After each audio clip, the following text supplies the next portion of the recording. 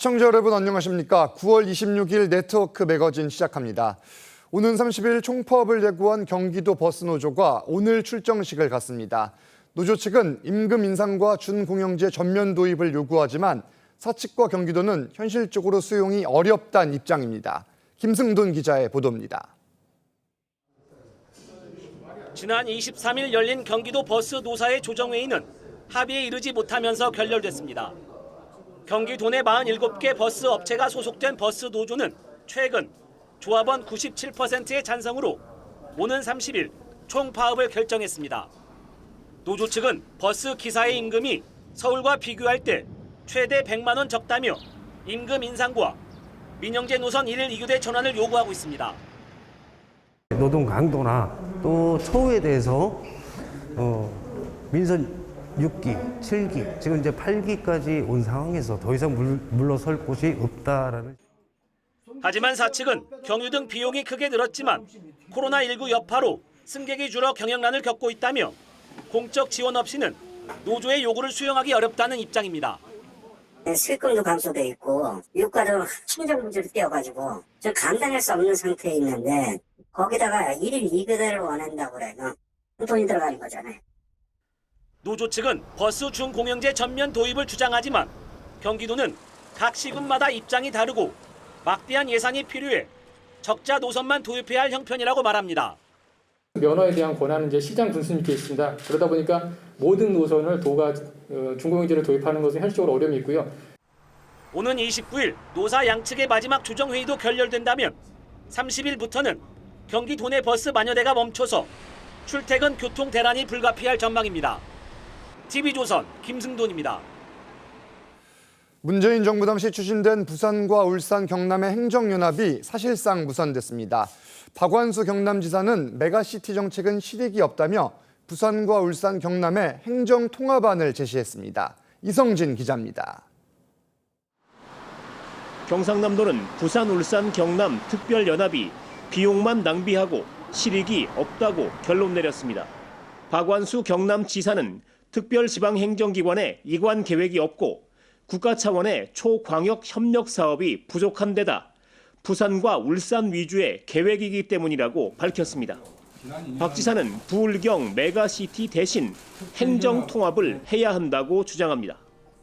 제대로 하려고 하면 정치적 결단이 필요하고 또 부울경 통합을 해야 제대로 된 수도권 대응 논리로 가는 거 맞는 것이죠.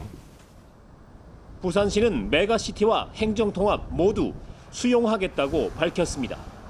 부울경이 행정통합을 할 수 있다면 행정통합도 적극적으로 수용하겠다는 입장입니다. 하지만 일부에서는 국가균형발전 정책이 정권에 따라 바뀌면 혼란만 부추긴다고 지적합니다.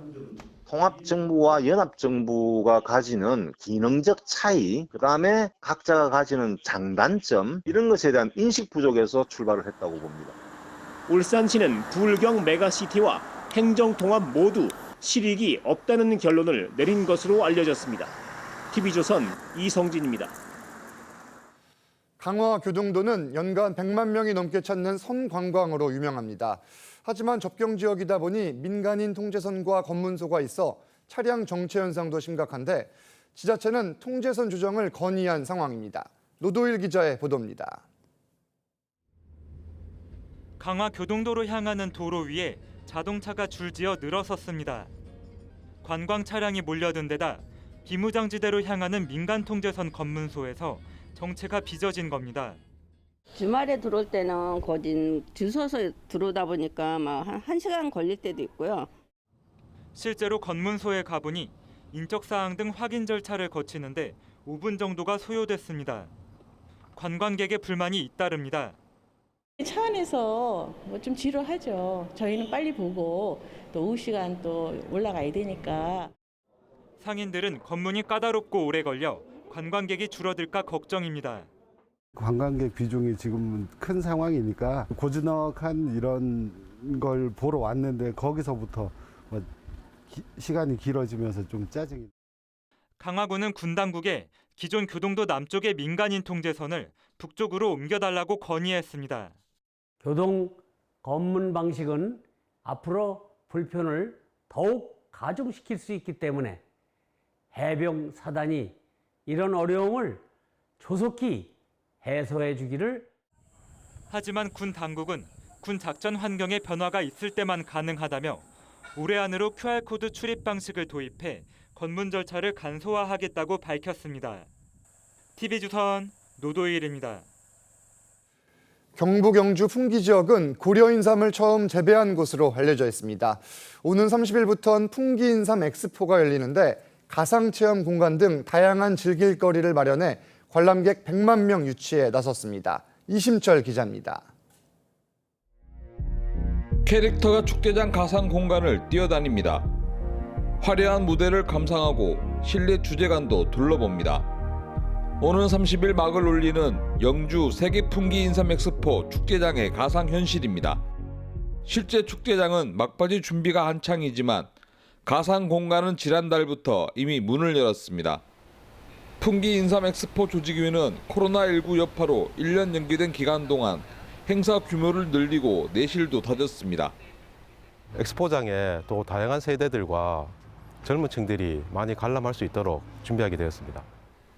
이번 엑스포에서는 커피나 생수 등의 인삼을 첨가한 가공 제품들도 선을 보입니다. 요즘 이제 의약품, 화장품, 또 음료, 제과 뭐 이런 다양한 용도로 인삼이 활용될 수 있다는 점을 이번에 이제 시연을 해 보이고. 사상 첫 관람객 100만 명 목표를 세운 풍기 인삼 엑스포는 다음 달 23일까지 이어집니다. TV조선 이심철입니다. 방위사업청의 대전 이전이 확정돼 2027년 신청사 완공까지 단기적으로 직원 1,600명이 이동합니다. 대전시는 지역 경제를 살리고 국방산업단지 기업을 유치하는 데 도움이 될 것으로 기대하고 있습니다. 김다로 기자입니다. 정부 대전청사 부지의 한 공터입니다. 4만 5천 제곱미터, 축구장 6배 면적인 이 부지로 경기 과천에 있던 방위사업청이 이전합니다.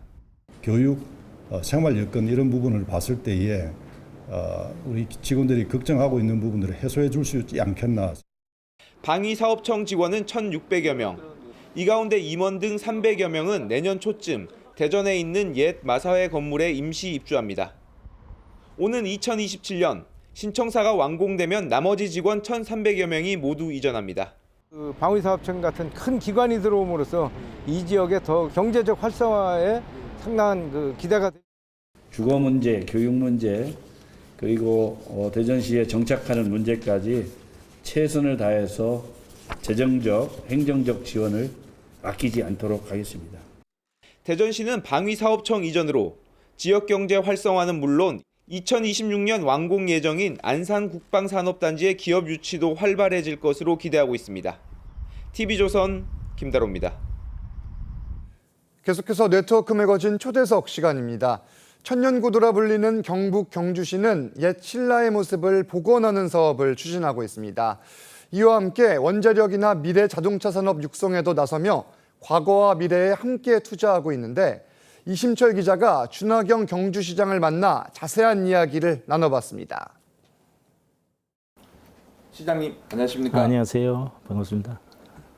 태풍 힘난로로 경주가 많은 피해를 입었습니다. 복구는 지금 어떻게 진행되고 있습니까?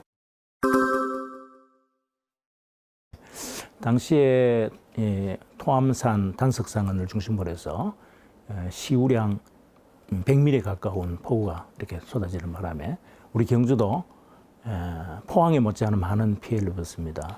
지금 특별히 이제 소하천과 저수지의 피해가 많았는데 저희들 소하천이 과거에는 설계 기준이 강우량 30년을 빈도 기준으로 이렇게 설계가 되고 건설이 됐었는데 이제는 50년 내지 80년 정도로 좀 이렇게 개량을 해야 되겠다는 그런 생각을 갖고 있고 또 노후 저수지에 대해서는 저희들이 전 저수지에 대해서 긴급 안전 점검을 실시를 하고 농어촌 공사와 함께 저수지가 보강될 수 있도록 또 최선의 노력을 다하겠습니다.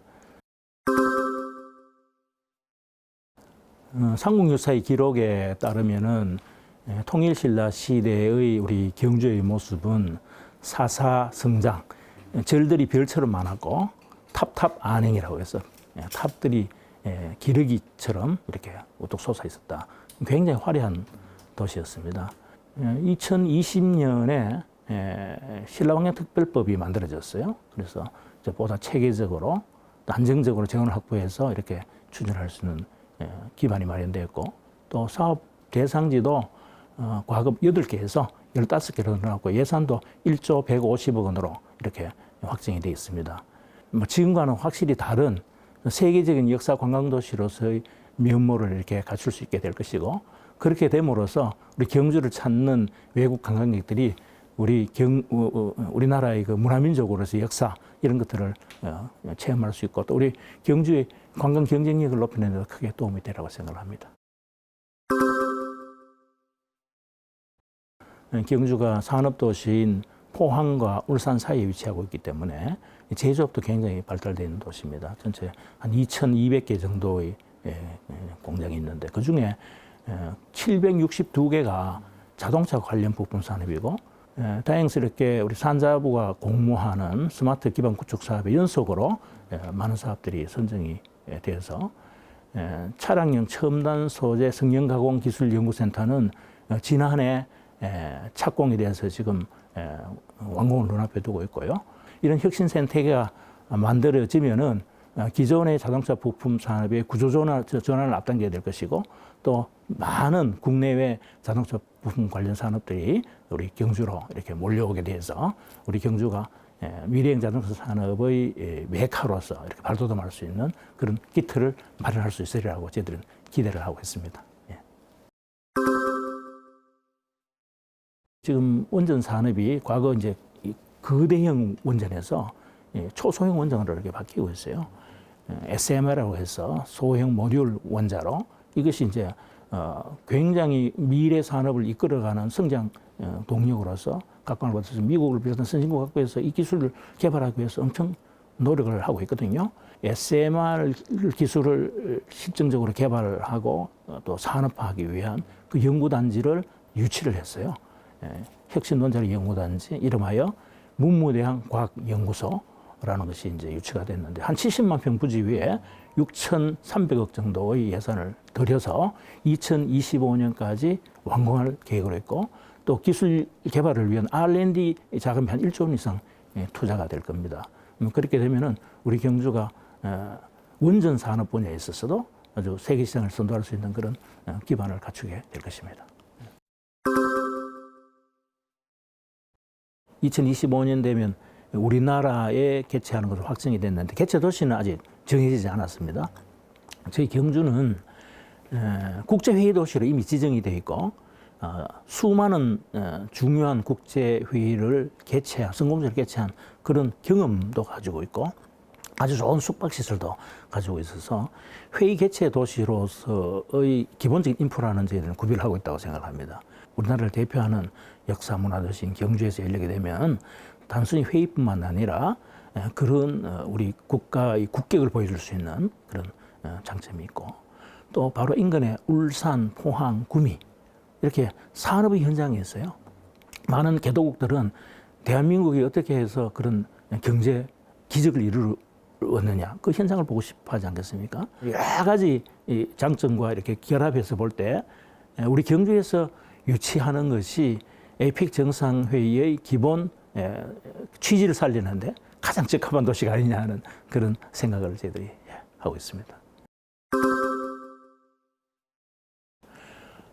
우리 경주가 전국 지자체 가운데 면적이 이제 세 번째로 넓은 도시고, 가용 면적으로 봐서는 전국 1위의 도시입니다. 그러다 보니까 이제 한 20% 정도 인구가 농업에 종사를 하고 있는데, 특히 농업 분야의 그 실태를 보면은 주로 수도작 위주의 농업을 하고 있어서 농가 소득이 좀 낮습니다. 저희들이 이제 내남면 상신이라는 곳에 신농업 혁신타운을 지금 조성을 하고 있어요. 아마 기초단체, 자치단체 차원의 그 기술센터로서는 아마 전국 최대가 될 겁니다. 정착을 원하는 젊은이들이 왔을 때 그곳에 머물면서 한 2, 3년간 머물면서 걱정 없이 영농 기술도 배우고 준비를 해서 이렇게 나가서 농업에 종사할 수 있는 그런 기반을 만드는 데도 주력을 하고 있습니다. 시장님 오늘 말씀 감사합니다. 예, 감사합니다. 오늘 네트워크 매거진은 여기서 마칩니다. 저희는 10월 17일 월요일에 다시 찾아뵙겠습니다. 감사합니다.